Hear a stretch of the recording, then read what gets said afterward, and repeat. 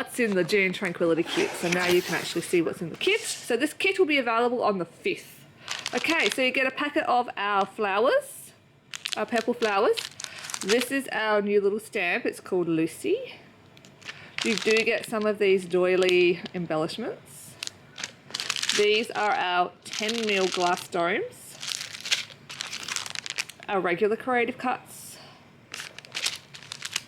our vellum creative cuts, some of our regular doilies in the 2 different sizes, so there's 25 of each of the sizes in there, both of our washi tapes, the laser cut, watercolor cut apart sheet, so much stuff.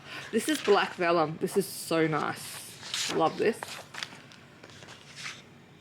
Regular cut apart sheet, the magazine with all of the beautiful projects the girls have made, just loads to get you started and inspired. Couple of sheets of watercolor cardstock in our 360 DSM, so nice and thick to take all your wet mediums, and our Tranquility collection pack. So that is what is in the kit. So much value in this kit. So kit will be available on the 5th. All of the other products are available on the 1st, and we also have a card kit coming on the 1st, and I'll share that with you in just a moment.